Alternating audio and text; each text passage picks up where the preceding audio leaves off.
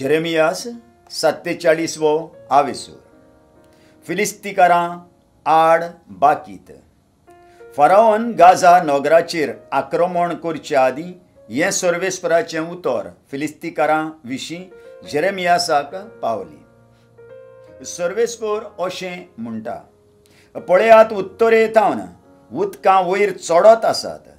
हीं उदकां उफट बरोन वत्ता तसले नदीचो लोट जावन येतात.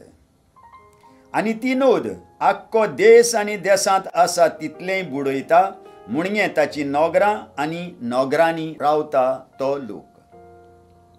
वेगान धांवपी तांच्या घोड्यांचे खूर टाप टाप करून घडघडटात. तांचे रथ बोबाळ करून येतात आनी तांची चाकरां किरी किरी करून घुंवतात.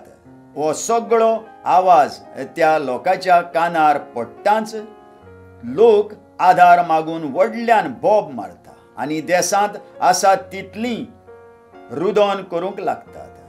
बापूय आपल्या भुरग्यांक विसरतात. तांचे हात घळघळटात, कित्याक सगळ्या फिलिस्तीकारांचो नाश करचो दीस पावलो आनी तिराक आनी सिदोनाक सहकार दितल्या सगळ्या तांच्या सामिलांचें निसंटण करचो दीस आयलो.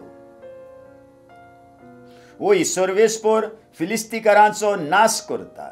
क्रेत जुंव्यार उरल्यांत तांचो गाजा बोडकें जालां.